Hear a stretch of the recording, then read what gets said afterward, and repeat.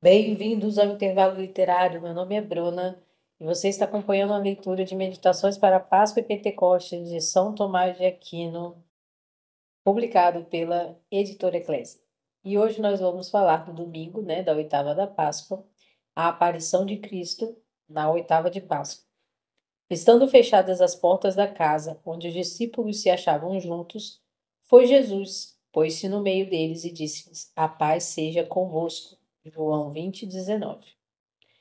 Primeiro, segundo alguns, entrar estando as portas fechadas é próprio do corpo glorioso, porque dizem que, em virtude de certa condição de seu estado, pode estar simultaneamente com outro corpo no mesmo lugar, posto que é glorioso, e que isso se fez e pode se fazer sem milagre. Porém, esta opinião não tem consistência, e portanto há de dizer-se que isto fez Cristo milagrosamente em virtude de sua divindade.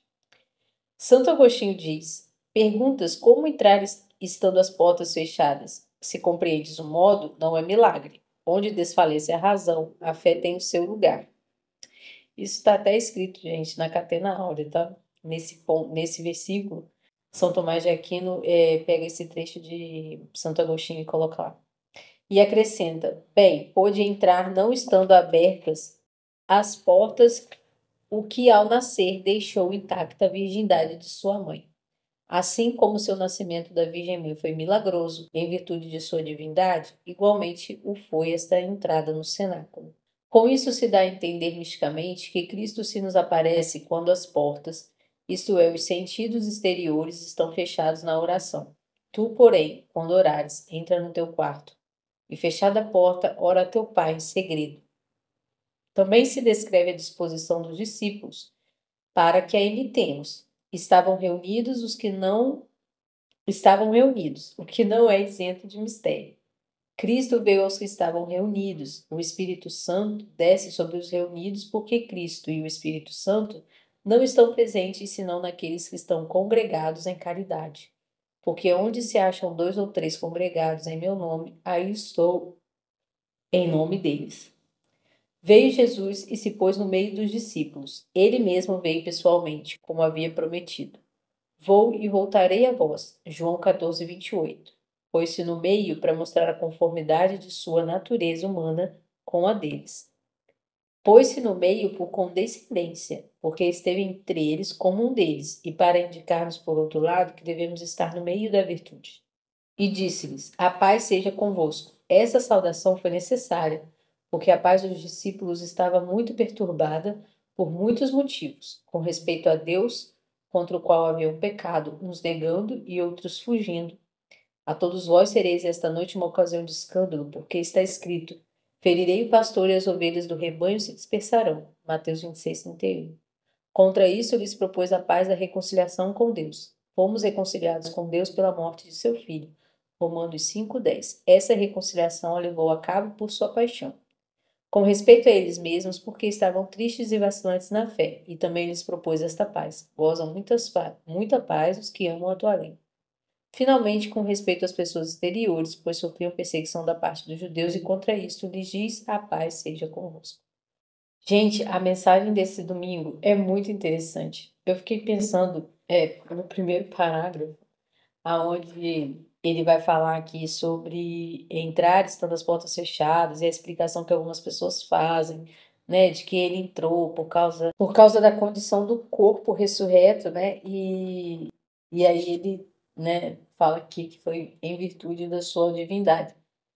E, gente, isso acontece tanto, né? As coisas assim que estão ligadas a Jesus Cristo, existe uma tendência de tentar diminuir, né, a divindade de Cristo, de tentar explicar por meios científicos, de falar, ah, não, isso aí que aconteceu, é porque lá naquela época, naquele lugar específico, né, acontecia as coisas assim, assado, tal. Sempre tem alguém para poder diminuir a divindade de Jesus, ou então por não querer acatar a explicação da igreja, dar outras explicações. Eu vou até fazer um vídeo sobre isso, a respeito, né, do fato de Jesus ter o sangue de Maria.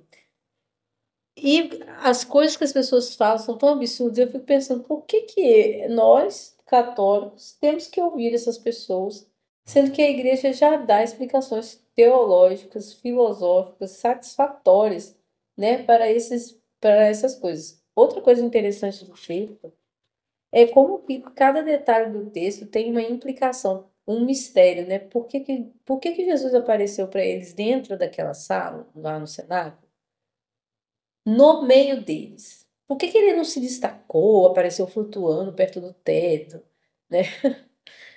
Por que que Jesus apareceu no meio deles? Por que que Jesus falou tanto de paz? Por que que Jesus não bateu na porta, né? Tudo que aconteceu tinha um significado, certo? E, e existe também uma questão de expectativa, que eu até anotei aqui, que quando você tem uma expectativa naquilo que o próprio Cristo prometeu, a gente nunca se frustra, né? Então, ele falou assim: Eu vou morrer, eu vou ressuscitar e eu vou voltar a encontrar com vocês." Ele cumpriu a promessa, sabe? Ele queria voltar para aquele lugar, para aquelas pessoas que estavam aguardando por ele, mesmo numa situação ruim, né? Tanto que ele fala aqui, aquelas pessoas estavam atormentadas, tanto porque elas tinham fugido, porque elas tinham pecado contra Deus, né? Negando ao próprio Jesus, porque as pessoas estavam, os judeus estavam buscando essas pessoas para matar. Então eles têm aí perturbações variadas, não é mesmo? E eles têm essa tristeza por terem pecado. Então eles não estão em paz com eles mesmos, não estão em paz com Deus e não estão em paz com as pessoas lá de fora. A meditação de amanhã vai falar sobre isso, então a gente vai parar por aqui, tá? Então, é muito importante a gente também lembrar que a igreja tem essa graça da interpretação das escrituras, interpretação das escrituras em vários sentidos, no sentido moral, no sentido espiritual, né? No sentido do fim das coisas, dos últimos tempos. Então, nós precisamos ficar atentos a essa riqueza de interpretação das escrituras. E a lição de hoje, né, é essa, da expectativa com as coisas de Deus, que elas nunca são frustradas quando você se apega às promessas de Deus, certo? E que nós devemos desejar essa paz que o Cristo nos traz, porque a sua ressurreição garante esta paz. Então, até amanhã e a gente vai falar mais amanhã sobre essa questão da paz, que eu achei muito interessante. Então, se você está gostando desse conteúdo, deixe o seu like, se inscreve no canal, deixe seu comentário aqui embaixo e eu vou deixar indicado aí aonde você pode adquirir esse livrinho que a gente está fazendo a leitura aqui e comentando, certo? Um abraço e até mais.